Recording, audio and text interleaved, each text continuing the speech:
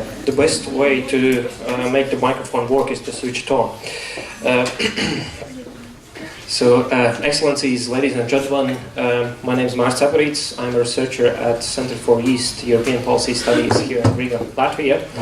And it is my honor to moderate the last panel of today's discussion, titled How Different is Local and National Governance in Central Asia?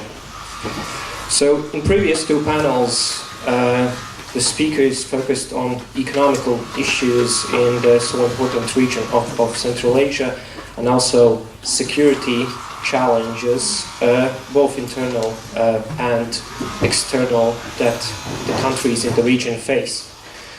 So, but if we take it all together, then it is up to the governments, up to the regimes to also analyze the specific issues at stake and to agree on the policies, on the overall strategy, how to combine all these challenges in economical sphere, in security sphere, in maybe different spheres like political cooperation with different regions, how to apply these, how to analyze these, and how to implement the best ones that are best suited for the local societies.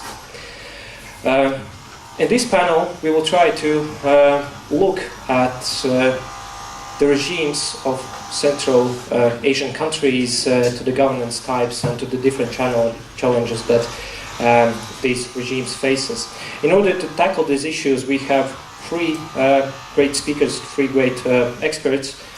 I would like to introduce the first, also in the order of appearance, and the first that's sitting closest to me is Iveta Reinholde. She's an associate professor at the Department of Political Sciences at University of Latvia. Her main research interests are concerned with public administration reform and policy analysis. She has considerable practical experience in public policy issues, policy advice, good governance and public management issues, including Ukraine, Kazakhstan and Turkmenistan since 2013. And Iveta Reinholde is also an independent expert in Congress of Local and Regional Authorities in the Council of Europe, so academic and also a little bit of institutional background. In the middle we have Olga Spaiser. She is holding a PhD in political science and international relations from CNSPO.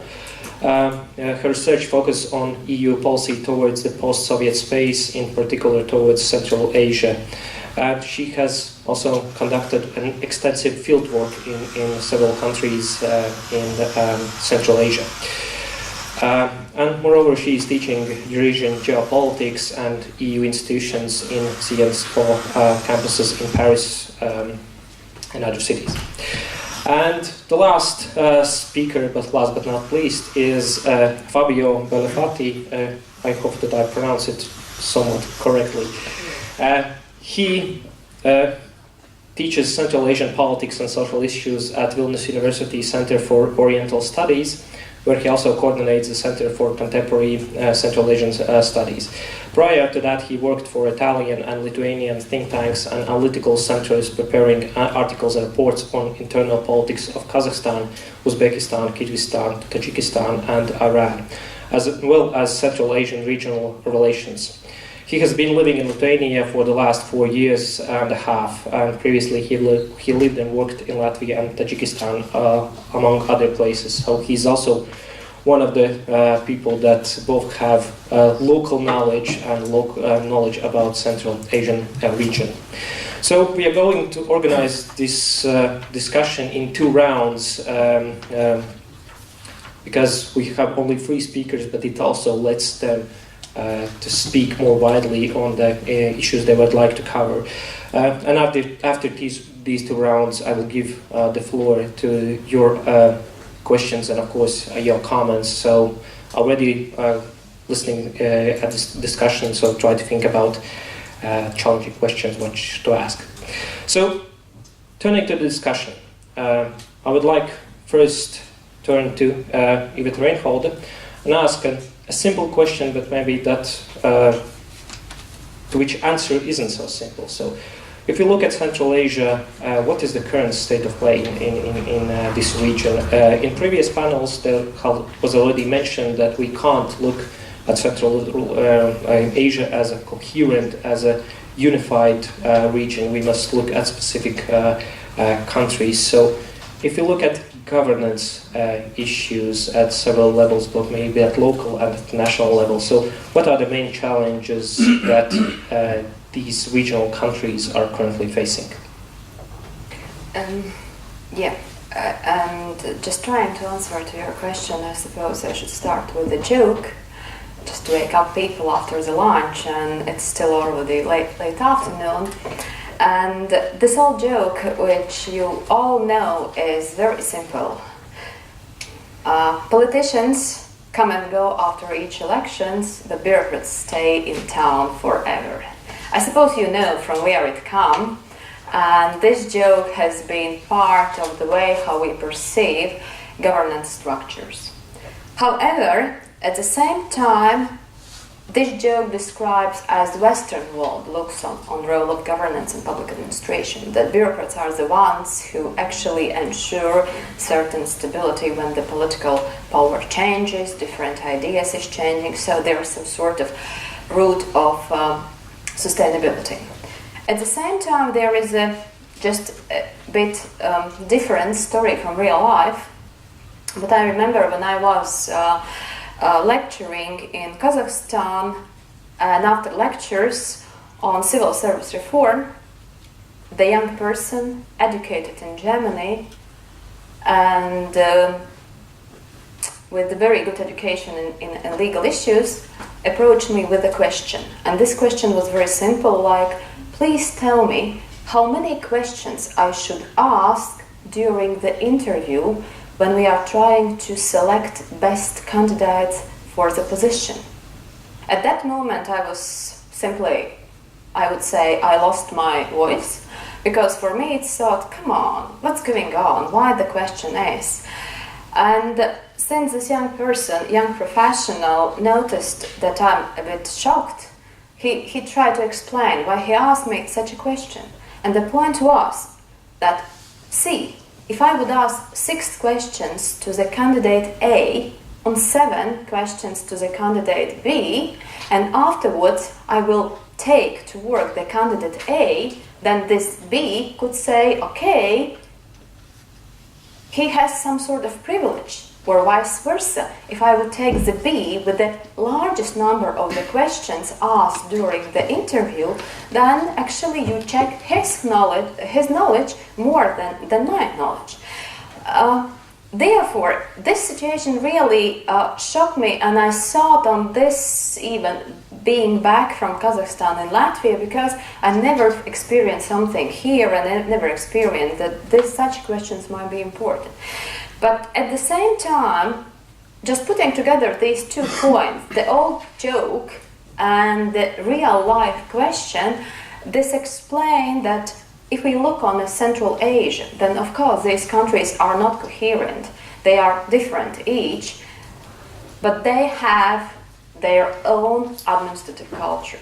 And their own administrative culture are influenced as by the experience during Soviet regime, as by their traditional social structure, what they have in their countries. And of course, now they are also actually influenced by the ideas which are brought back by young professionals being educated in Western, in China, in Japan. So this is so, I would say, complex picture. But just to give maybe some certain numbers for auditoria to see what's going on with public administration, I would like to rely to World Bank Governance Effectiveness Index.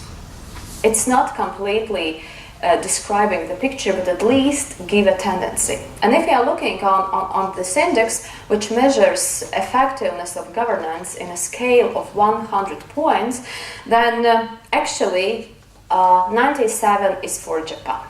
So Japan is almost perfect country who implements all the policies it passes. But we know sometimes it takes so many years for Japan just to change one certain word in a respective law.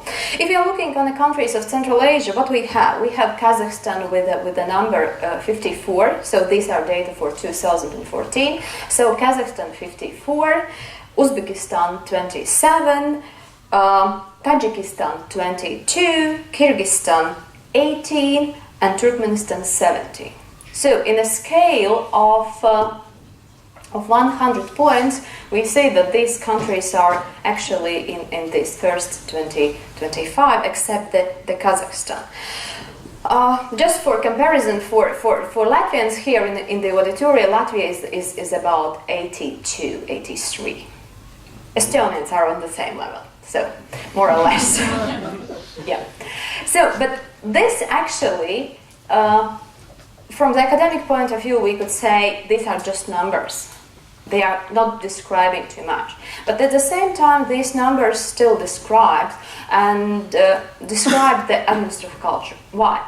Because first of all, this government effectiveness index is based also on the surveys, what citizens consider, what business consider, what civil servants consider, how they go on with implementation of policies. And just, if I should say very, very straightforward, actually this index shows how successful is country implementing its own policies. This is just one picture. Another picture, just if we look from perspective of the civil service, then again we could see that this picture is not, again, so unified. For example, Kazakhstan has adopted Western-style civil service law. Kazakhstan has actually divided political and administrative positions. So this is what we understand as a political and administrative division. At the same time, for Kyrgyzstan and Tajikistan, yes, they have civil service laws, but there is no division between administrative and political positions. While finally for Uzbekistan there is no civil service law, they still live with the labor law. I would say it's nothing wrong, because each country decides on its own public administration. Because public administration, it's administrative machine which implements the political decisions. But at the same time, this administrative machine also works not for sake of politicians, but for sake of society, for sake of citizens. And actually, this administrative machine should consider and do and implement policies so that really citizens see some tangible benefits. So actually, by what I try to describe, we see that, of course, simply as we used to say in the academic world, we could say a little progress has been made, but at the same time, it again depends how we measure the progress. Maybe from our point of view, looking on those countries, we say this is little progress. But if we look from the perspective of those countries, this is huge progress for them, and this progress has taken so many efforts. So therefore, before we really say the public administration in those countries is good or bad, we should look from a different perspective. Of course, there are also some challenges, and the public administrations, as at the national and also local level in those countries, are facing challenges. And these challenges are closely connected to what we discussed this morning. For example, every society once reached certain level when the society is simply tired of never-ending reforms, and the society wants to have tangible results. In these countries, one of those challenges where actually society wants to see tangible results are the welfare reforms, healthcare reforms. And these are public services at local level, at national level. Because the public services, this is the most tangible way how actually every single citizen actually evaluates the government. And if the citizen receives public services, then the government is good. if there is no public services, or these public services are weak, then maybe there is something wrong with the government. Therefore, actually, I should say that any reforms here, it's not just as we easily say, adopt your reform agenda and go ahead. No, to my mind, this Western type approach doesn't work here. Of course, it's easy for us to say that you should have your specific reform agenda, but this reform agenda is widely influenced by many complex factors. And these complex factors, it's not makes the reform not simply reforms that we go for Western model or China model or whatever model, but here we see that administrators in those countries has tried to accumulate certain capacity to implement policies under so complex conditions, taking into account role of formal institutions, taking into account role of cultural norms, social norms, and actually challenging economic and security conditions. And this is actually progress that they have made. Of course, it's hard to measure by saying you have this or you have no established certain institution, but at the same time, looking over the perspective of time, public administrations has accumulated this capacity, and they are trying now to fight with the reform agenda. How it will come out and how it will result, this is also a matter of time. But at least they already did something to go on. Okay, thank you. One small add-on question. So you started with the joke about politicians leaving and bureaucrats staying. So in countries of Central Asia, we have several, let's say, older leaders who probably in maybe next 5-10 years, maybe even quicker, will leave the political, will leave the ruling. So has the public administration or the state institutions capacity to continue the way how the state develops, or it's too closely linked with political regime? So with the change of the leader also, there will be quite a lot of challenges to the public administration space. This would be one of the greatest challenges for public administration, because of course we could cope and we could believe that bureaucrats are so sustainable now, and they accumulated so experience and capacity to ensure smooth transit between changes of political leaders. However, I'm not certainly for 100% sure that it would happen, because here we still also should take into account that maybe if there is division between political and administrative positions, it still does not mean that bureaucrats will stay when the politicians will go. And this challenge is that how to ensure the stability. Now, stability is based on stability of both, stability of public administration and stability of politicians. But what will happen if one of those elements will go? This is, of course, from the academic point of view, we could play around prognosis, but let's be realistic that this will not be easy task, and this will not be easy days. No. Okay, then one more challenge that Central Asian countries has to face. So turning to our next speaker, to Olga Spaiser. So Iveta already touched about specific criteria, specific indexes or specific elements of the local governments that we should take into consideration.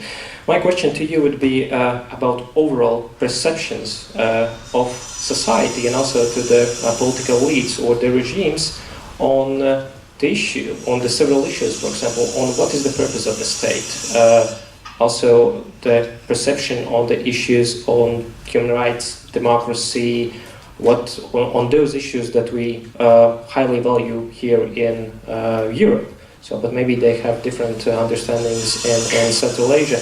And of course, what are the differences, what are the common elements between society and between the regimes on how they perceive these issues? And also, maybe if you can a little bit touch upon the vision of, let's say, overall vision for future that exists in society and the state, because as one of the experts that have done the field research there, then you probably have been in contact with local population and you have this personal viewpoint on this. So go ahead.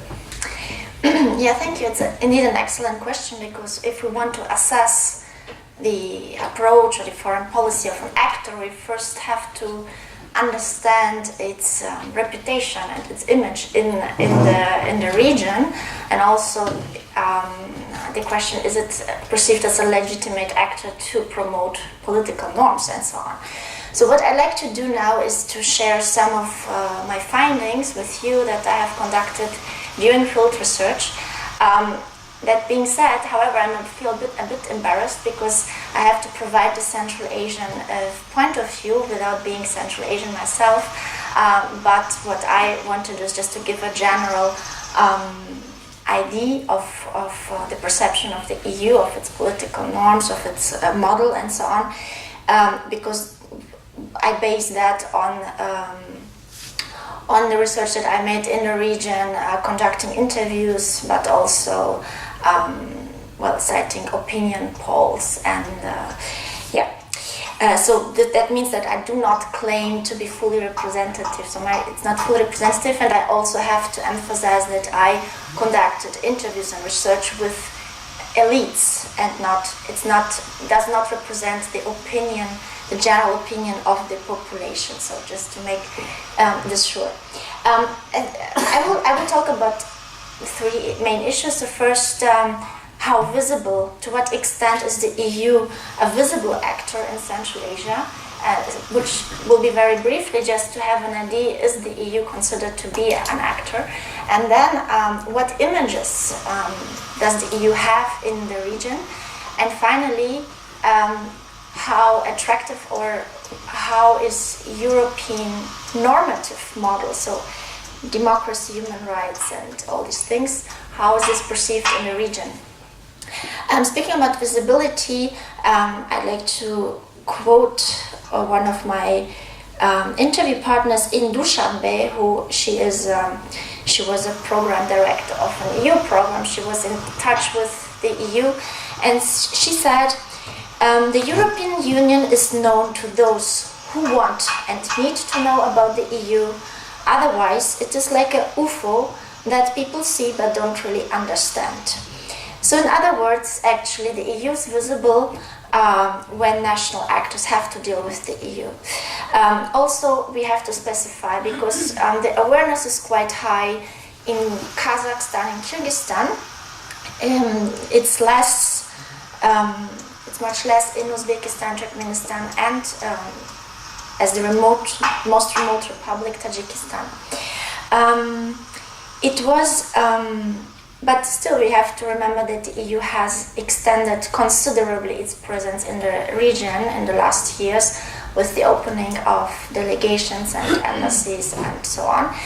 However, it is still what prevails. It's still the fact that the EU is perceived via its member states. So not so much as a single actor, but via its member states. So officials in Astana, in Bishkek, in Dushanbe, in Tashkent would rather say that they would rather contact the embassy of Germany, of France, or the UK when they want to get in touch with Europe, rather than the EU delegation. So this needs to be taken into account. It's still, so the member states are more and more prevail in the awareness, in the consciousness about Europe.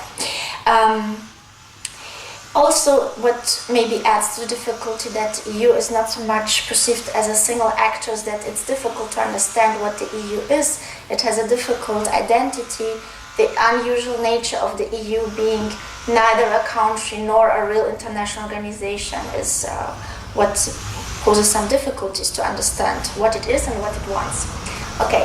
However, Europe has very clear images in the Europe, and I identified 5 main images that the EU has, and I'm afraid that what I'm going to say maybe will not please so much EU officials, but so there are positive and negative images, of course. The first image, that the most recurrent feature that comes up in conversations when you talk about the EU-Europe, is that Europe is part of the West. So West as a homogeneous entity. So it is often put in the same category as the NATO, as the US and the OC. And the notion of the West, this is maybe really important to underline, the notion of the West has really changed throughout the last 25 years. So while in the first decade after the downfall of the Soviet Union, it was considered to be the only truly workable alternative to communism, this has changed throughout the years, and paradoxically with a growing engagement of the West. And what I also observed is that this image of the West is in decline.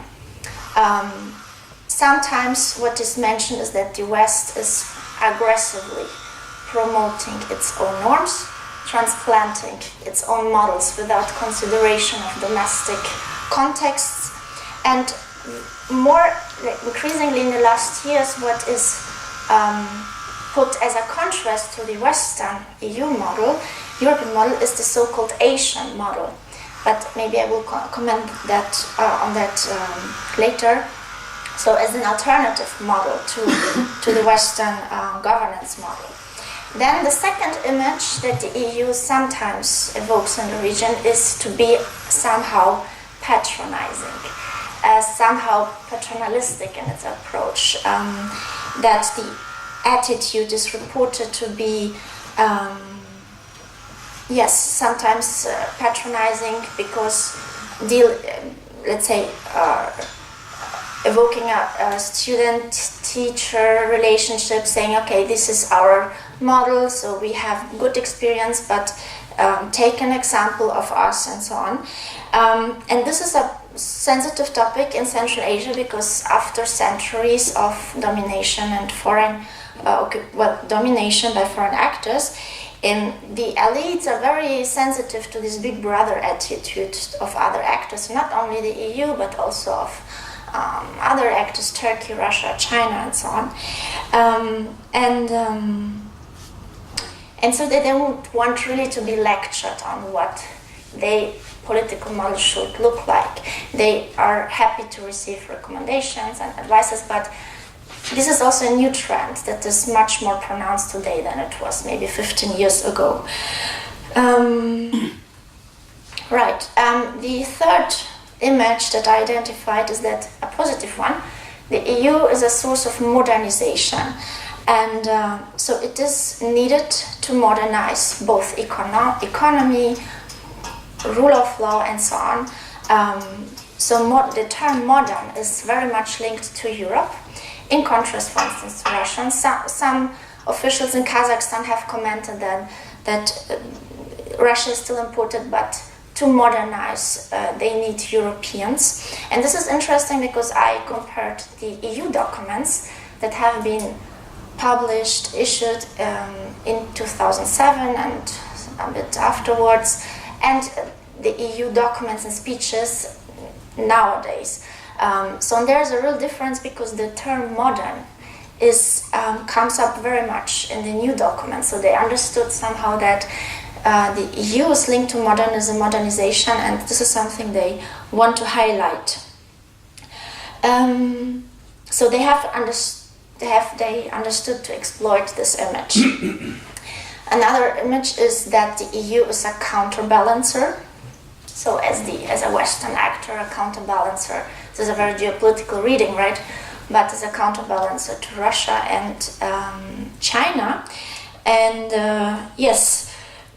However, even if it's considered to be a counterbalancer, its weight is not really is deemed to be very significant at the same time.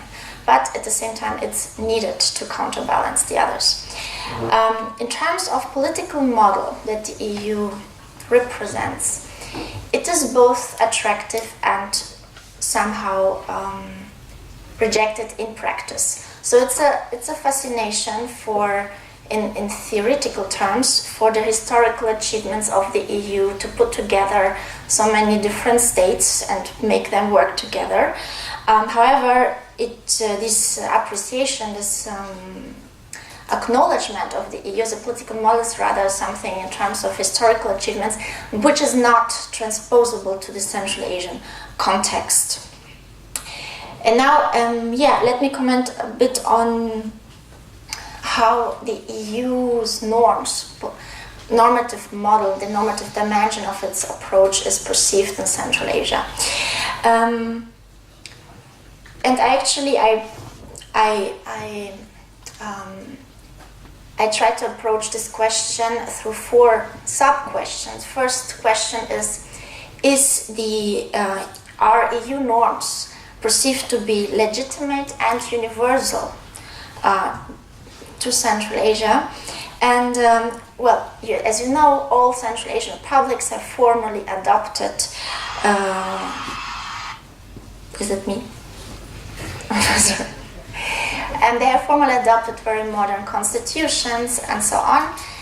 Also, the leaders, they publicly demonstrate their commitments to democracy. I remind you, for instance, the strategy of Kazakhstan, this 2050 strategy that outlines the political strategy of Kazakhstan, how it wants to be in 2050, and Kazakhstan clearly states that they want to be a functioning, or they want to achieve highest standards of democratization and human rights. However, the clear formula is first economics and then politics. So there is somehow a commitment to democracy, a formal one, but a prudent one, if there is any. But at the same time, they deny, and this is something that is also a trend more and more, the universality of democracy and of human rights. They argue together with Russia that democracy is not a codified international concept, but it's a model which can be filled with meaning by any actors regarding its culture and domestic context and so on. So they reject a standardized Western model of democracy. Even some, this is maybe not so surprising, but I really kept this term in mind, but some Uzbek officials, they even spoke about democratic fundamentalism, that the EU and especially the US, so I have to actually specify that the US is perceived to be more aggressive than the EU in this term, so there's a big difference. However, the EU is also considered to be quite patronizing in this term. And yes, so, but also some, if these were some officials, however, some of my interview partners from civil society organizations, they showed sometimes sort of disappointment with double standards of the EU. For instance, how they deal with Uzbekistan, that Germany was interested to keep its military base in Termes and contributed to lift the sanctions against Uzbekistan and so on. So there are different views on that. Yes, and then the second question, to understand if the EU's model is attractive, is does the EU provide a successful and attractive, desirable model to Central Asia? And, for instance, take the example of Kazakhstan. Prior to 2010, there's a difference. Prior to 2010, Kazakhstan was very eager to emphasize its orientation towards Europe. It has issued this plan, Path to Europe, Put v Evropu, or something like that.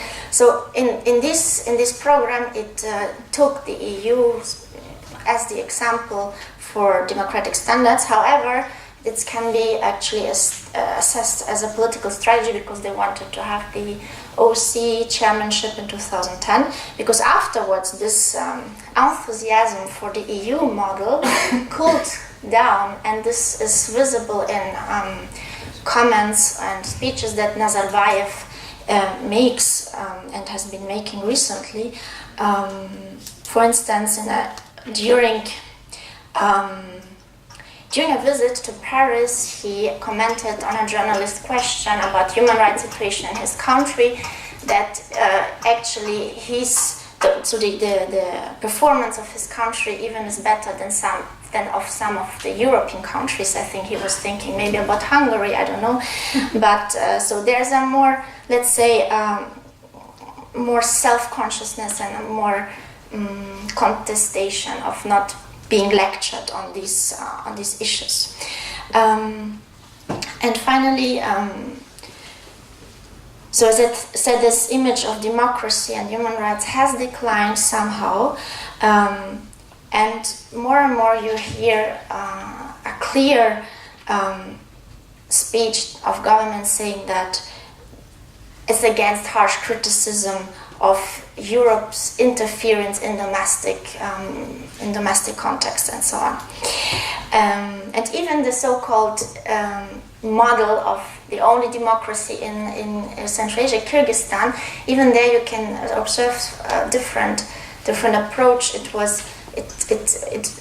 was very much oriented towards the European model of democracy in the 1990s, and then even Akayev himself actually said that democracy in Kyrgyzstan shall follow the Kyrgyz way and not a European way, and so on. Well, why this shift in perception of the EU model? I think maybe we can discuss this later. There are several reasons. So, Europe's normative dimension is increasingly met with suspicion somehow. So the officials, the elite, argues more and more that it's not possible to transplant a Western model to the region, and they increasingly contrast other alternative models to the European models. And yeah, maybe we will speak about that later, about alternative models that these people evoke. Okay, thank you. So, great introduction into how Europe is perceived and how European values and standards are perceived in Central Asia.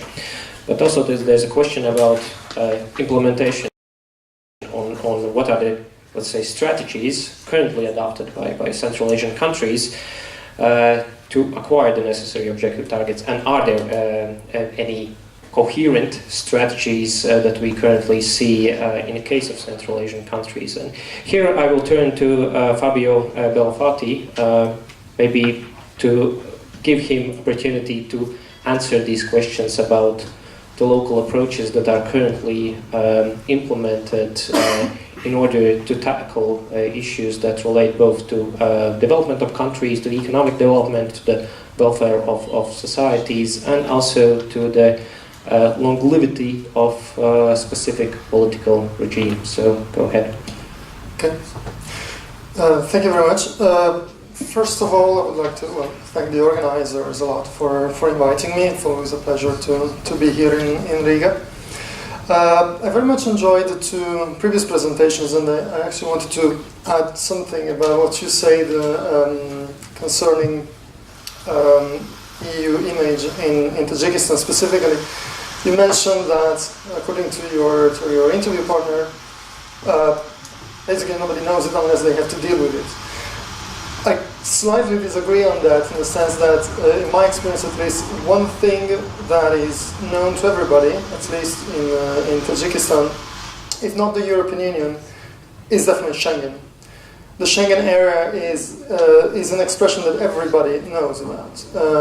How do I get a Schengen visa is probably the question that you will be asked more often by common people who want to emigrate, and obviously would very much prefer to emigrate somewhere else rather than to work in a building site in Russia or in Kazakhstan. So in that sense, we do have quite a lot of, I believe, a lot of potential we should work on in terms of image, because the image of economic prosperity is pretty strong. I would like a little bit to take issue with the way in which this idea of model and this idea of democracy and how it can be implemented and the so-called Centralization path to democracy or to reform has been approached in the previous panel as well. In the sense that it seems to me that we don't take these statements from Centralization leaders like Nazarbayev, for example, when he talks about a Kazakh way of development and reform, or Akayev when he was talking about a Kyrgyz way of reform. We don't take them critically enough, and we don't really understand that behind these supposed cultural, essentialistic understanding of their own nation actually lies regime survival considerations. So a lot of what we hear, I remember some time ago, Nazarbayev made a statement, critic of European criticism about corruption in Central Asia. And he said that, in our cultures, this is somehow acceptable or somehow okay. From what I could personally see, speaking with common people, that's not the case. Nobody is happy about paying a significant part of their salary out in bribes to policemen or to university professors and so on. It's not really a cultural thing, it's a purely economic one, and no one is happy about wasting their salaries like this. But we keep hearing from Central Asian governments the idea that we have distinct cultures, we have different specific features, and therefore your model doesn't fully apply, or if it applies, it can apply only with a slower pace and in a more gradual way. That's not. I don't believe this is the case. I believe this is very much, in many cases, is just an excuse for not wanting to tackle some issues, and it has very much to do with the problem of regime survival. Because let us not forget. Political elites in Central Asia do benefit very, very much from the current political setting, which is, except in the case of Kyrgyzstan and Mongolia, and I will expand a little bit the framework, but it is an authoritarian model, and it is, in some cases at least, and particularly in the case of Tajikistan, it's a pretty kleptocratic one. It's a system in which the elite benefits personally from appropriation of state resources. So in that sense, when we hear cultural justifications to reject appeals to reform or to change, it very much is a defense of elite's position, and we should be aware of that, and we shouldn't be fooled by these, because otherwise we're not going to implement effective strategies in dealing with these countries. So. The regime survival component is something that I believe has been touched upon a little bit in the previous panel, but probably not as much as necessary. And I've heard the idea that actually the current regimes are guarantees of stability, which I would also like to take issues with, in the sense that the main challenges to Central Asian stability so far have come from the regimes themselves. The Tajik civil war comes from the desire of the old Soviet Tajik elite to maintain its power, to essentially perpetuate its control over the political system. The Andijan massacre in 2005 is a result of a regime action. And the two revolutions, or however you want to call them, in Kyrgyzstan, and particularly the latest one with its side effects in the south of the country with the ethnic clashes, are definitely the result of regime behavior, or in the case of Kyrgyzstan, of regime collapse.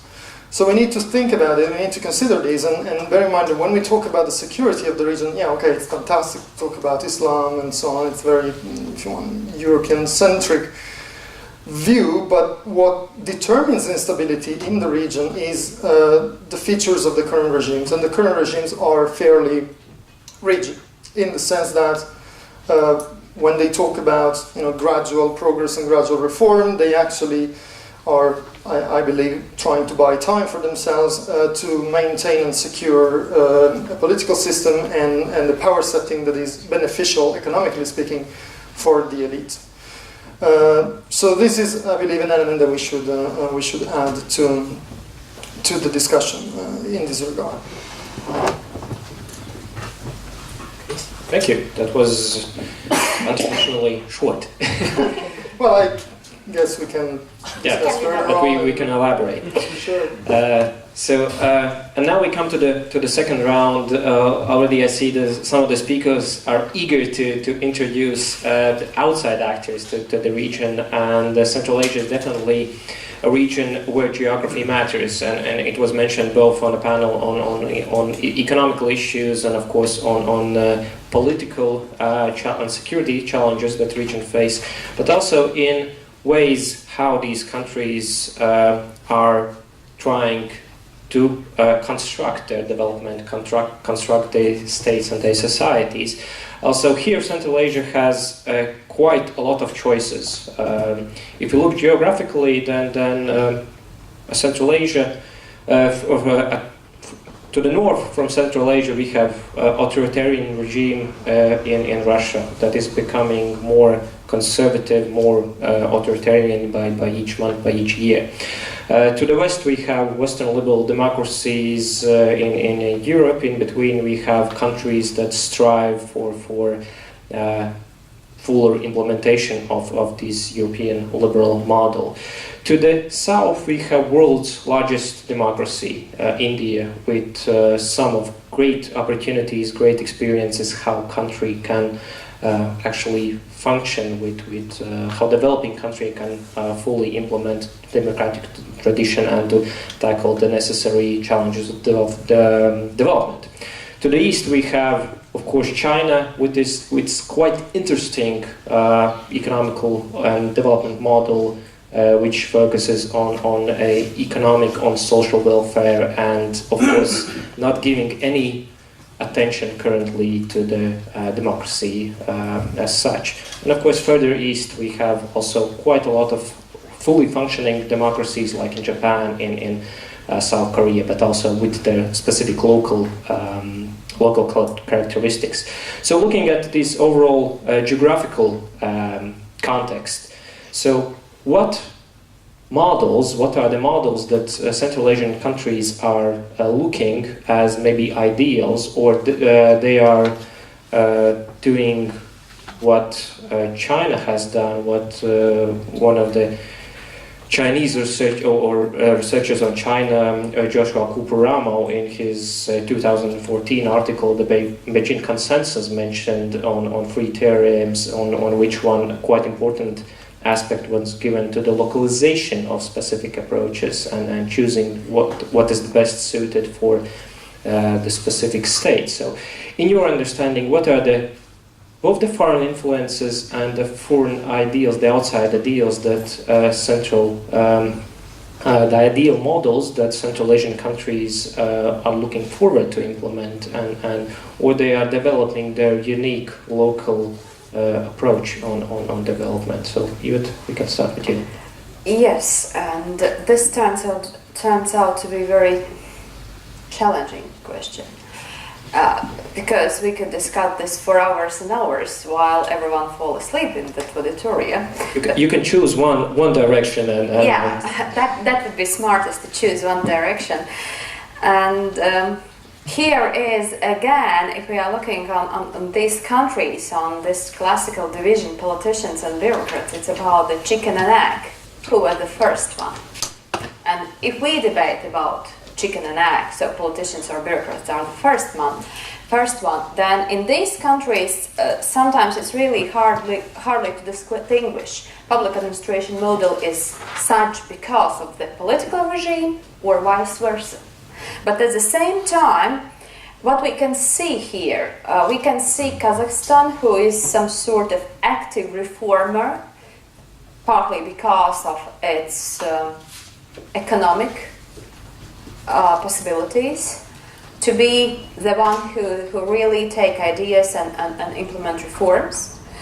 At the same time, we have also actually strong centralization, because if we discuss an again classical European understanding about the autonomous local governments, then this doesn't work out here because the local governments are strongly supervised by the national government. There are governors who are appointed by the national government, and these governors are accountable to president. So actually there is hand of national government at every single village, let's say so.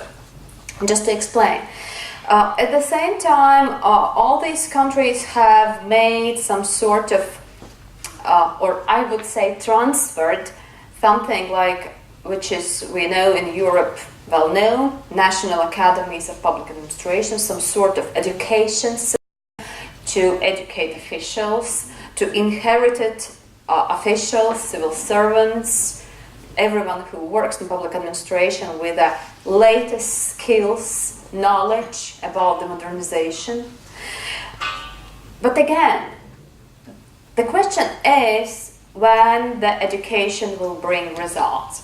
These results will not be by tomorrow lunchtime. This takes at least 5-7 years unless the certain generation of educated bureaucrats are settled in the ministries, they work on the policies, and they finally implement those policies. And in this context, these all factors make so complex picture that when I ask, and I suppose this would be the real explanation, when I ask to Kazakh civil servants, what is your vision of your country, then these answers were so different. Some say, you know, I do care on my private economy, so on my private benefits. Therefore, I take a position because of certain private benefits. So I suppose I should not explore this, what kind of private benefits you can get if you are in a quite high position. Some others said, you know, but I still do care about the future of my country. And of course, then the question is how long this young person will do care on the future of his own country with a certain salary which is not which is not too high, let's say so. And some others said, you know, my family wanted me to work in the public administration because they thought this would be good job, this would be respectful job, so I started to work in civil service. And again, these answers explain that we have here a mix of these approaches, that the social norms of traditional society are as same important as some formal rules and formal laws. And they both come together. Therefore, actually, if we say about those countries, we could sell them best models in every industry, but I'm not sure whether those best models will work. Actually, these best models, if we like looking on other countries like in Latvia and in Baltic, sometimes we also took some best models from West countries and then found that no, it doesn't work out. So actually, here is the same situation, that the modernization is more like in a certain details, and the point is for what purposes modernization is used to be. For purposes to keep stability as it is now, for purposes to improve economic conditions, social conditions, or just because it's so nice to be modernized. So these are different motives behind all that, and therefore, again, we can criticize the regime because there is a point for criticism. But again, how can we, or let's say I always, and sometimes have considered myself, how can I suggest to decentralize power in one of those countries if I'm not sure that this decentralization will work with the right purpose, whether this decentralization of power will really again benefit in some public services, and this really will improve the real life of those people who are living in a different parts of the countries. So these are like different levels, and of course we can discuss on a level of political regime and general public administration system, but vice versa, we again should put actually these issues of the social security of those people. Because those people, they don't actually, any individual, they don't want to wait for bright times in the nearest future. They want to have such public administration, such system of local governments who is capable to resolve problems now, not after a year, not after 2 years. And of course, in most cases we see that local governments are not capable to resolve these problems just because they receive money from the national government, and as much national government allocated as much money there is. So these are so complex issues, but nevertheless I do believe that we need to support with ideas explaining what they can do to go on the way of modernization. And if we provide more advice, more directions of reforms, not only one, then actually benefit will be for both sides. Us and them who have, and them countries in Central Asia who have freedom of choice, because then they can choose road, like road A or road B or road C. Or as what is my favorite joke again for students when I ask whether they have read Alice in Wonderland. When Alice met the Cheshire cat and asked cat which way she should go, the cat said, "It depends where you want to get." And here is to some way one of those critical situations and critical conditions. So in your understanding, it's best to focus on recommendations, on advice, but not on patronizing, not on saying what is the, let's say, this is the ideal and you have to implement this ideal.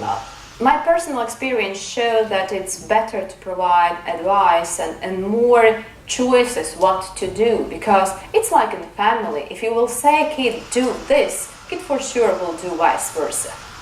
And sometimes it doesn't work out. And here, more options, the options what can be adjusted to these complex conditions might be helpful. This is my belief in this. Okay. Ms. Spaiser, what are your thoughts on this? Elaborating not only in the EU, maybe you have also some views on the other actors that are quite important to each other models. Yeah, first I will retake again what I mentioned earlier, that the Western model or the European model of democracy and governance has experienced a decline in attractiveness in this region. And this has to do with two things, actually. First is that in the early 1990s, it was considered to be the only really model alternative to communism, and it was linked, and this is really significant, it was linked to prosperity, economic growth, stability. This is why the Western model was attractive. But now, 25 years afterwards, democracy is believed more and more not to work in the region. And the best examples that the elites and the other Central Asian countries cite is Kyrgyzstan, which is considered in the West sometimes as the good example of a more or less functioning democracy. In the region itself and in Russia, it is cited as an example to say it doesn't work. Because look at Kyrgyzstan, it's always like this phrase, look at Kyrgyzstan, what is happening? These are the disastrous consequences of democracy. It triggers chaos, instability. They had 27 prime ministers in 25 years, and there's no stability. They blame Kyrgyzstan for being an example that democracy doesn't work. And this is big contrast in the discourse of Western observers and Central Asian themselves. Now, the other factor is also that now there's also the availability of other workable alternative models to Europe, let's say, to liberal democracies, and especially models where authoritarian rule goes hand in hand with economic growth, and they cite Russia. I mean, Russia is now in a crisis, but still it was considered to be, okay, look, they achieved also economic growth, China, of course, Singapore, and so on. So now they have the, let's say, a fundament to say there are alternative models and they work too, because what is attractive is prosperity, economic growth, and others are able to provide that. Sometimes, yes, what is also cited is the so-called, when they refer to democracy, and they are more and more reluctant to refer to the European or Western model of democracy, then they refer to this so-called Asian model of democracy, and this is very present in speeches of Kazakhstan's President Nazarbayev, for instance, who evokes South Korea, Singapore, Malaysia, and so on for providing interesting models for both economic growth and democracy. Sometimes also Japan and India are cited for being democracies who achieved economic growth, technological modernization, but combined with the preservation of traditions, which seems also attractive to this region, to the countries, because sometimes Europe is considered to be a country that has lost its tradition, that belies its traditions, that, I don't know, with this in this process of modernization has lost many values. It's sometimes is a symbol for immorality somehow. So then they have these contrast models. They are able to preserve traditions, but at the same time provide for economic growth. And these reference to these Asian models have increased in the last 15 years.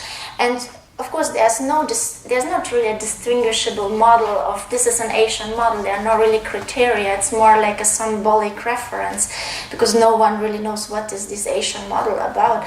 But it's still, I think, when we want to see a contrast, then the Western, let's say, model of democracy emphasizes this permanent contestation and competition between power groups and so on, while the Asian model provides respect for the leader. It's an elected leader, if you want.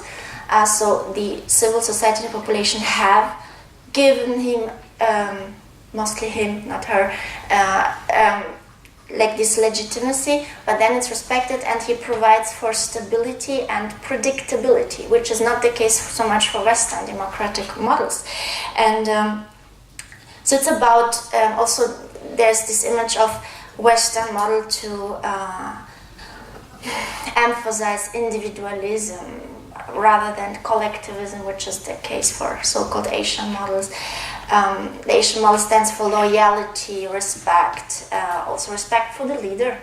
And this is the contrast to this permanent contestation and competition in Western democratic models. And also, for instance, they turn to Russia too. It's not an Asian model, but sometimes they evoke Russia as a model for, let's say, so-called electoral democracy, where democracy works top-down and not bottom up, right? Where actually the citizens respect the authority once it is elected, and the authority has the monopoly of political power, and it is not so much contested. So it's this is the contrast. If you personally consider this to be a democracy, I think it's up to you. It's true that the international treaties do not really provide a clear codification for what a democracy is, but this is what they evoke as examples, also to, I think, to justify why they increasingly shift away from looking towards Europe and the West when they look for models for democracy or governance. Thank you. So, and now, Mr. Belafatti, your thoughts on the question I asked. Yeah. So lots of very good ideas there, and I would actually like to pick up on what Iveta said about basically the delivery of social services and public services to the population, and take advantage of this to, if you want, criticize a little bit the way in which this discussion about the models is being posed, because we are talking about geographically contiguous models, so China, Russia, and so on, but we don't look at historical models. And I believe that would be probably a more useful exercise, in the sense that, at least in my opinion, both for elites and definitely to a very large extent for the population of numerous Central Asian countries, the Soviet model remains the relevant one. And this might sound as complete heresy to the Latvian people in the audience, and well, to anybody who lives in the Baltic states, because obviously we have a very different understanding of the Soviet system. But we need to realize that the image of the Soviet Union for Central Asians is quite different from what we have here, and this is not just among elder people or nostalgic individuals. It is a feeling that you can hear from university students and people who weren't even born at the time of the Soviet Union. So if we expand a little bit the perspective about models and we look at historical models, then we realize that well, the Soviet model provides a number of advantages for the elites, in the sense that what they find appealing is obviously the repressive side of it, possibility to effectively control society and to counter challenges to political power, but also more economically speaking, because of some of the practices that existed in the Soviet times, such as, for example, the way in which the cotton system was managed. And this is pretty much unchanged, especially in Uzbekistan, which still employs a system of collective forced labor that is fairly similar to the one that was in place during Soviet period. So on the one side, it is appealing for the elites because they would dream to be able to exert that amount of control in their society and to enjoy a level of power that is that stable for their benefit. But it is also appealing for the population because in terms of amounts of public services that were delivered, well, the Central Asian states have lost quite a lot since the fall of the Soviet Union, and they haven't been able to recover as the Baltic states and most of Eastern Europe has managed to do. Kazakhstan has partly managed to compensate that, although they still have enormous issues of urban and rural development levels. But let's face it, Kazakhstan has an amount of natural resources that is enormous, and it would be surprising if they hadn't been able to catch up at least a little bit. So on the one side you have these, the appeal of the Soviet Union as a factor of aspiration. We would like to be back to the situation where we had free education, free housing, and essentially, let's state it frankly, handouts from Moscow to the budget of the Soviet republics.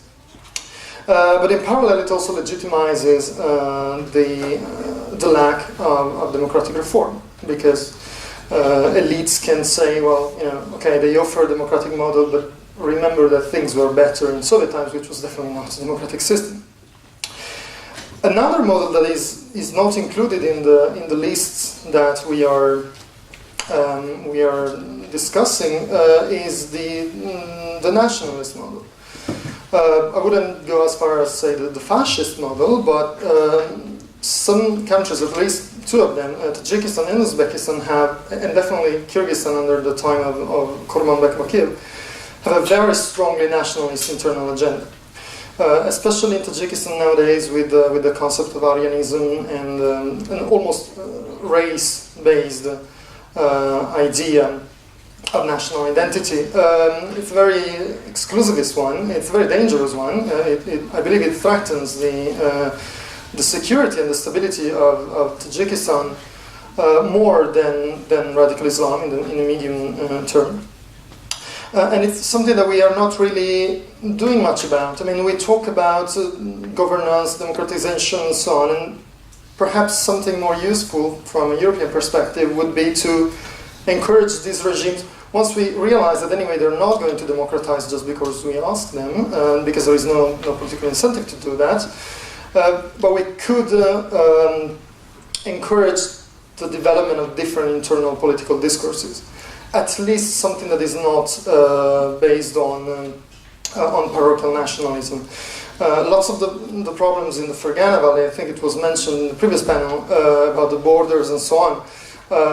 A lot of these issues are actually due to the way in which border policies have been implemented as a result of a nationalist agenda, particularly on the side of Uzbekistan, defining Uzbekistan as a land of stability and security versus areas of instability and anarchy, and therefore constructing the border also in the public image as the wall between civilization and chaos. And that boils down very much to a nationalist idea of an Uzbek superiority in the region. So in that sense, this is also a model that is being employed and we are not really looking at. And it's a quite risky one. Obviously, it guarantees a little bit of regime legitimacy. It is used as a way to secure legitimacy to the regimes, but it doesn't really help in the medium and long term the creation of peaceful societies. Kazakhstan obviously is on a completely different level because they have openly adopted a Kazakhstani, as in the sense of a civic identity model rather than a nation-based Kazakh one. Then the Singapore model was mentioned. This often comes up, especially in the case of Kazakhstan. Singapore is an example of a country that is not democratic. It is, depending on how it is defined, it is either a strictly controlled democracy or a soft authoritarian regime. But anyway, Nazarbayev definitely looks at Lee Kuan Yew's Singapore as an example of a country that managed to provide an enormous level of welfare to its citizens. But the problem is that I believe this is, I'm not really sure here, obviously I don't know Nazarbayev personally, we should ask him, but I'm not sure if he says that just for the sake of rhetoric, without knowing the differences that exist between the two cases, or if he genuinely believes that this can be applied. I don't think it can be applied for a number of reasons. First of all, Singapore did not have at the time when its spectacular economic development started, did not have the same amount of natural resources as Kazakhstan. So obviously you don't have those kind of rentier behaviors that tend to favor the establishment of non-democratic regimes. It was actually a fairly poor British colony, which desperately needed economic development and decided to invest on becoming a financial hub. But if you want to become a financial hub, you need to provide a stable legal framework to do that. And that does not really match very well with a non-democratic system in which obviously personal connections, patronage, and broadly speaking, the position in the informal distribution of power is much more important. So Singapore was constrained by its decision to pursue the only way towards economic development, which was the financial one. Singapore is a city-state. It's a very small city, it's a very small country where if you do face a challenge, a revolutionary challenge from the population, you face it right across the corner. So just to put it on a very, very practical level, but Kazakhstan is an enormous state. It's massive. The capital is located in the center of, in the back of beyond, basically. So you can potentially shut down the city. It is much more complicated to, for example, organize something like the Tulip Revolution in Kazakhstan because of the sheer geographic size of the country. You can essentially geographically isolate instability and secure the tenure of the regime in the capital. And Singapore needed to exploit its geographic position as a port between East Asia and South Asia, something that also requires a stable legal framework. So there aren't really there isn't the political pressure on Kazakhstan to really adopt the Singapore model because there aren't the constraints and the limitations that Singapore was facing. Do you still have time? I see your... Maybe we should give opportunity to ask questions. But if you have, let's say... Just one thing. one thing that, as was correctly pointed out, Kyrgyzstan is often used as an example, especially by the regime of Islam Karimov, of what will happen if you try to bring in democracy. Anarchy, chaos, ethnic clashes, and so on. One model that is not often mentioned, though, is the Mongolian model. And Mongolia is a country that, especially with Kazakhstan and Kyrgyzstan, shares quite a lot in terms of cultural heritage, the nomadic culture, and so on. But it did manage a successful democratic transition, and it does have fairly good macroeconomic indicators. So we can talk a lot about the reasons why the Mongolian model is more problematic, but it is obviously a choice of convenience to focus on Kyrgyzstan as an example of democratic transition and not, for example, Mongolia, which is a successful one. And it is sandwiched between Russia and China, like surrounded by authoritarian. Yeah. Okay. Thank you. Now it's time to open up the floor for the questions. So those who have, please raise your hands. Turn back. So.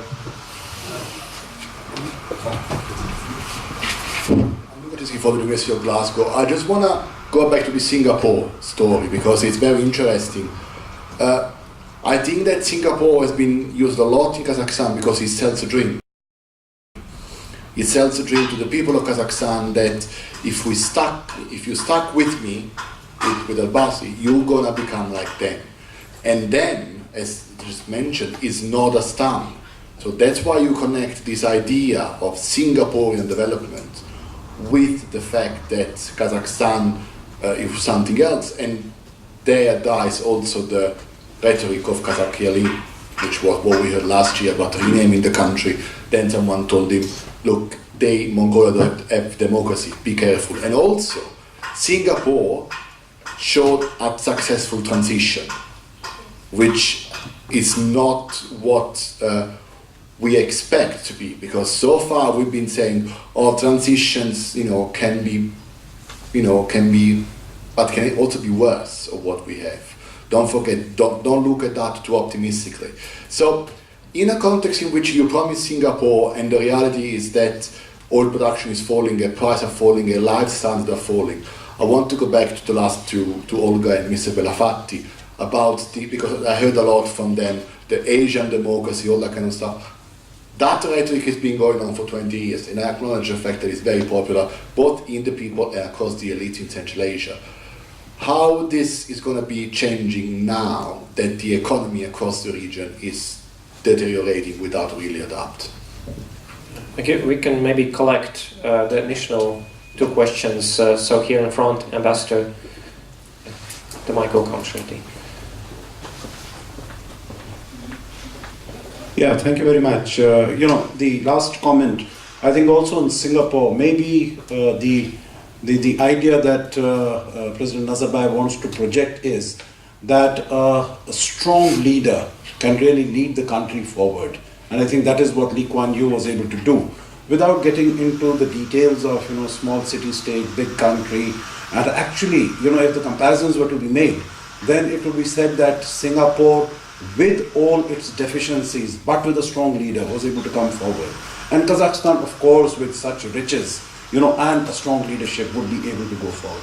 I think Kyrgyzstan is used as a case because, to speak against Western thoughts and ideas of democracy, because that is a place where you had a color revolution, where you had a regime change, and that is what these Central Asian countries are mortally afraid of, that it shouldn't happen in their own land. And that is what they have been, actually so far they have been able to successfully deal with that, because when the Arab Spring started, again amongst all these 5 countries, there was that very great nervousness and anxiety that this wave is going to come up to them also. But the question that I have to our first panelist is, you spoke about Kazakhstan and saying that, the leadership is there and education, how will it'll take a long time. But, let's say the programs that were initiated by President Nazarbayev, for instance, the Bolashak initiative, that you choose your brightest students, your brightest, and send them out to the best educational institutions of the world, and they will come back after 3 or 5 years. Now all of them have started coming back, and Bolashak program has expanded very significantly.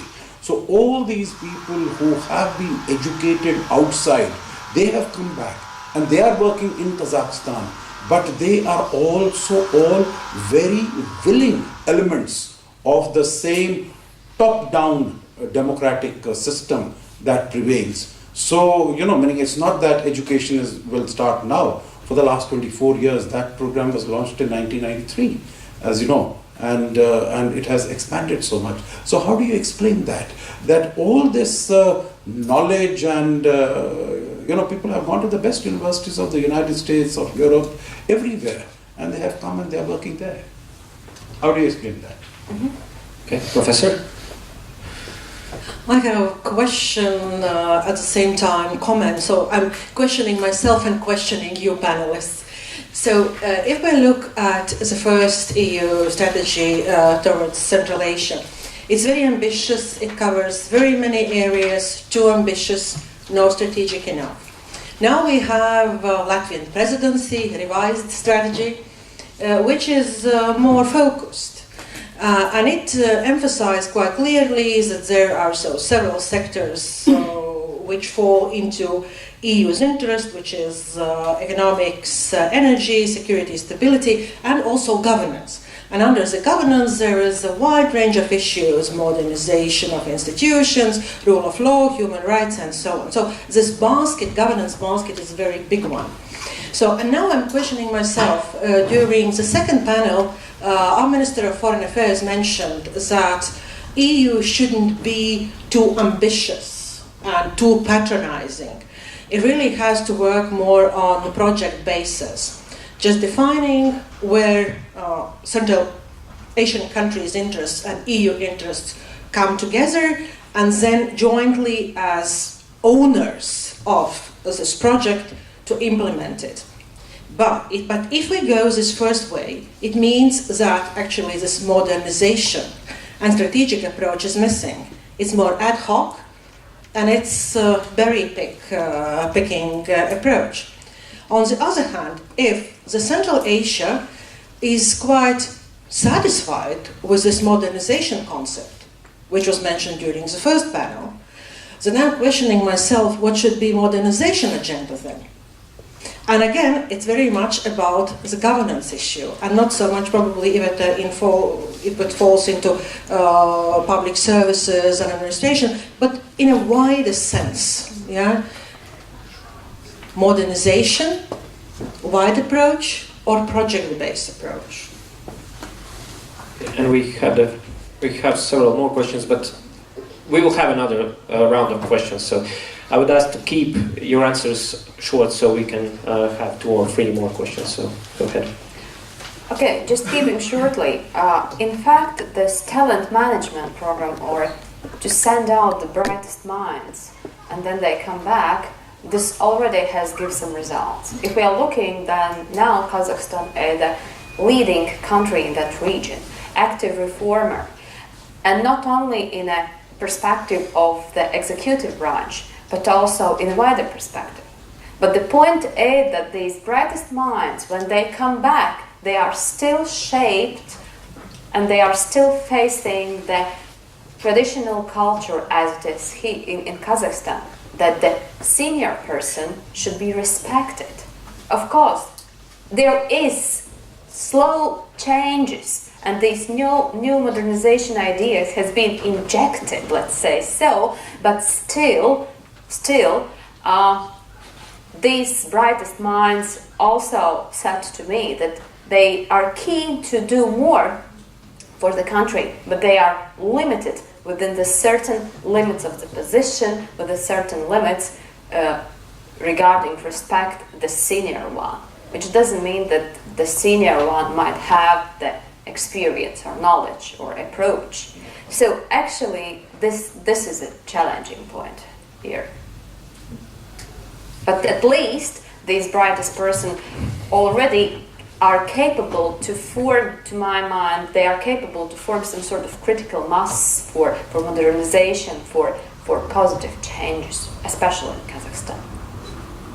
Okay, and then about Singaporean model and about EU approach about the issues of governance.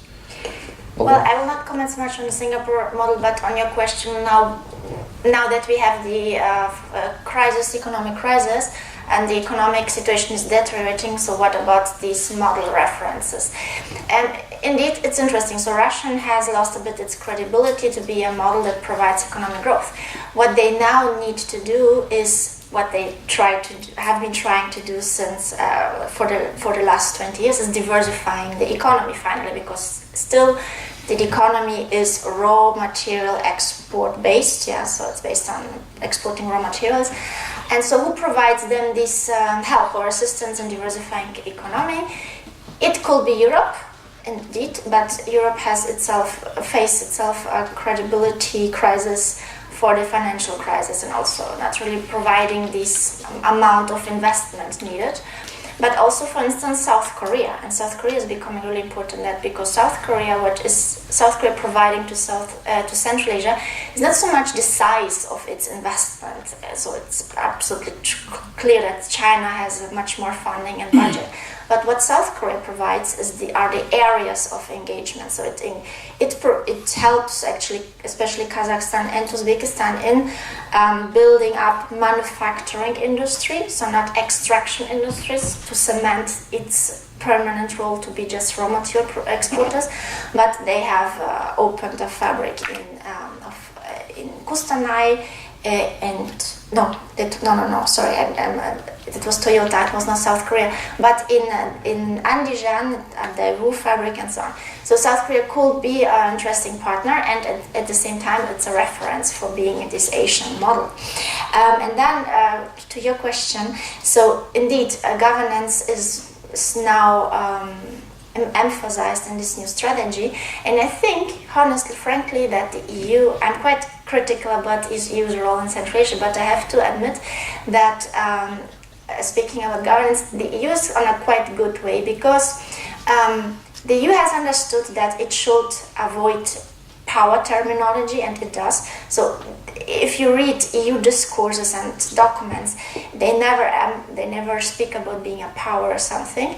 They avoid power terminology. At the same time, they emphasize two things: to be a source of modernization and being an expert. So the term of expert is coming up all the time in EU documents, to provide expertise, and I think that it can be successful. So also in terms of governance, because if we look deeper, the EU doesn't have a democracy promotion agenda in Central Asia. There's no program that promotes democracy, but they have this rule of law initiative, for instance, that is considered to be like the back door to, in a long-term process, promote democratic principles, because rule of law is about accepting alternative source of power, in a way, the judiciary. So this could be, I would say, if they manage to do this, rather positive perspective for the EU. Mr. Belafatti? Yeah, okay, first of all about the Singapore model. Yes, I agree with what Lukaczewski said, that they are trying to sell an image. The image will become like Singapore if you stick with us. The issue is that there are more limited pressures on the political system in Kazakhstan to actually get to that point, I believe. And here I'll go to your comment. Yes, we could say that Singapore managed to achieve the level where it is despite its limitations because of the strong leader, or we could it is precisely the kind of limitations that were in place that created the political incentive to a better governance performance. And I think this is absolutely crucial, because in Central Asia as well, this is the case. I mean, we should not make the mistake of thinking that Central Asian countries are extremely poor in terms of resources and so on. Tajikistan gets millions in aid, but, for example, spent tens of millions of dollars building a gigantic flagpole in the center of the city. The problem is not with the lack of availability of resources, is with the kind of political incentives that exist to put those resources into good usage for the society as a whole. Now, Kazakhstan, with its demographic division between the mostly Slavic-speaking north and the mostly Kazakh-speaking center and south, faced pretty significant issues in the first years of existence, and the political space in Kazakhstan was a bit more contested than in other Central Asian republics, and that created the incentive to redistribute part of those resources to the population as a whole in the form of social services. This is not because of, well, at least I believe, it's not because of the fact that Nazarbayev is more enlightened or more open-minded than other Central Asian rulers. It is simply the fact that it is more constrained by other factors. Turkmenistan, for example, has enormous resources as well, but it doesn't face these kind of constraints and therefore indulges in much more kleptocratic behaviors. Yeah. Okay. Sorry. So we had two questions here in front. Thank you. First of all, thank you for the panel being much more down to earth than what we did this morning, where we were very flying high at the political level. I was quite impressed by the good points that you pointed out, Mrs. Spaiser, and the way the EU is seen there. I think if you did your survey in EU member states, you might get more negative views among citizens about what the EU is today. And hence my question to you and to the other panelists.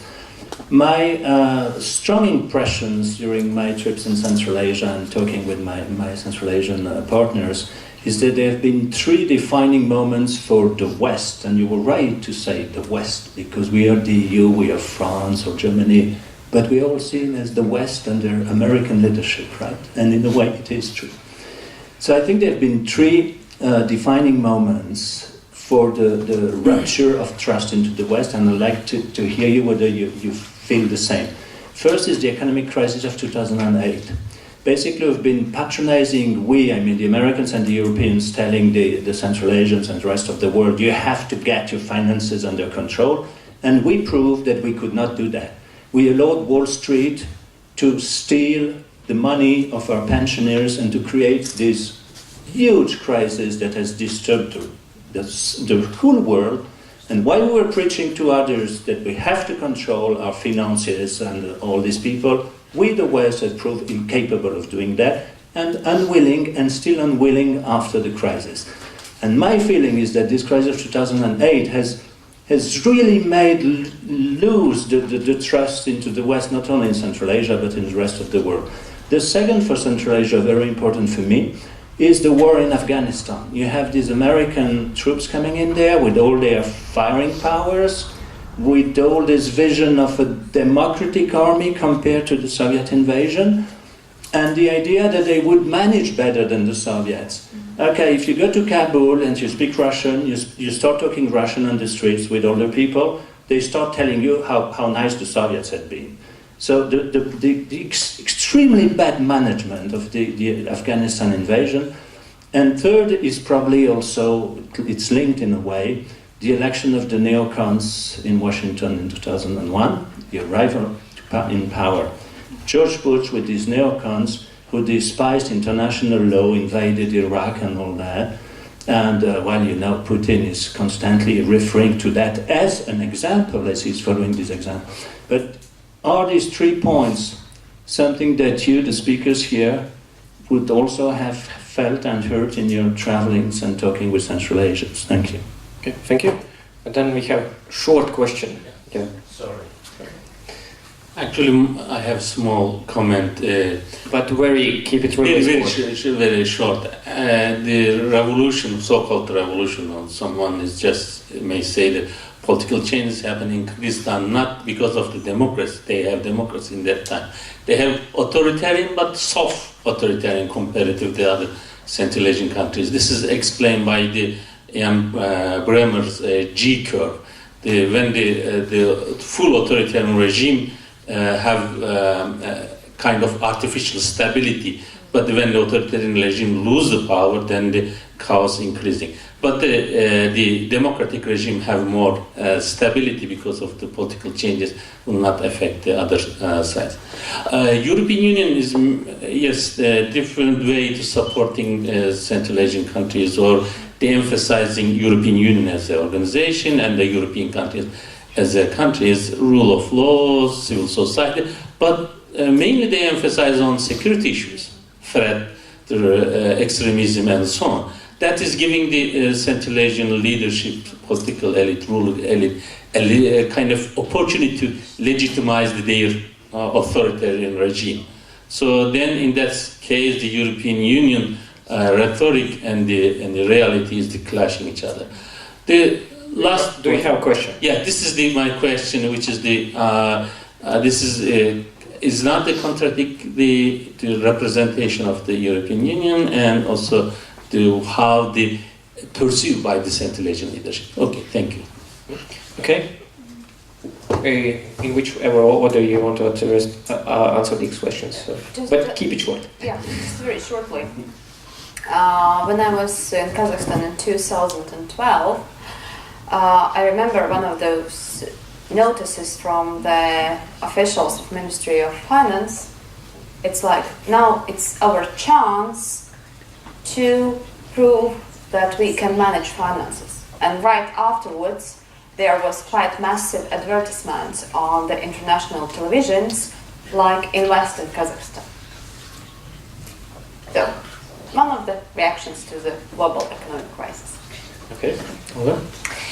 Yeah, I completely agree with you, Alain, that there were these three moments that contributed to the deterioration of the, let's say, of the image of the West, and I think it has accumulated somehow in the Ukraine crisis, 2014, well, last year, I would say, because the EU is considered to be less arrogant and so on than the US, but still under US leadership, and the perception in the Ukraine crisis was that while many Central Asians have also taken cautious stances against Russia's expansionism, the image of the Europe has also deteriorated actually in the context of the Ukraine crisis, because they perceive that the European Union, Brussels, have pushed Ukraine too much into the European bloc, thus belying somehow the bipolar nature of Ukraine. So also the image of the Europe has deteriorated, and especially what was strengthened the image that Europe is under the leadership of the US. And what you were saying about the neocons and the invasion in Iraq, indeed seeing pictures of Muslim population being mistreated by the US forces in Iraq has absolutely contributed to the decline of the image of the West. And what you have said also, the problem, of course, with somehow with this EU approach to Central Asia, being prudent but at the same time insisting somehow on human rights and democracy, is that some analysts or some observers say it's too accommodating with with the regimes, with the local regimes. And I recommend you an article of Luca Anceski, who has actually in one article explained how the human rights dialogue works with Kazakhstan, saying that Kazakhstan actually takes this human rights dialogue even as a justification to show that it's committed to these values, but not really implementing significant reforms. Mm-hmm. So sort of accommodation with these regimes. Thank you. That's a danger. First of all, the comment about Kyrgyzstan. Yes, revolutions that happen when a non-democratic regime opens up. I think in Kyrgyzstan we have different factors. Primarily the disappointed expectations of the Akayev period, requiring a lot of economic sacrifices, but without delivering the expected results of economic liberalization. And for the second revolution, the fact that Bakiyev was actually trying to create a repressive system way too fast that he could actually do. But we could discuss about this a lot more. I completely agree. Afghanistan, definitely, and Central Asians like to remind how the Soviet experiences still looked as a positive one in Afghanistan. Iraq, probably more than that. Criticism of the Iraq invasion is something that I've heard personally, not only from Central Asian Muslims, which would expect to be more empathic towards the Iraqi situation, but even from Central Asian converts to evangelical Islam. To evangelical Christianity, which is incidentally one of the things that is closely correlated to neoconservatism. So even if they criticize that, it means that we really made a big mistake in terms of image with the invasion of Iraq. Don't completely agree about the economic crisis in the sense that, yes, there is awareness of the fact that obviously we're not probably in the best situation ever, but still, it is pretty clear in the public perception, but of course we should do some statistic analysis on this, that even if we are in a situation of relative crisis, kind of welfare that you can get in Europe is definitely better than anywhere else. So, yeah. Okay, thank you. So at this point, I will use my opportunities as a moderator. I have already overspent the time, but I hope the organizers won't punish me for this. So there will be opportunities to continue discussions that we started in this panel and also in previous panels, because if you look at your programs, as a last point, it states networking cocktail event hosted by the Ministry of Foreign Affairs of Latvia. So as I've been informed that it takes place downstairs, so you can definitely take up your comments, your questions to these speakers also in a more, let's say, more unofficial manner. But before you go, please join me in a round of applause for our three speakers.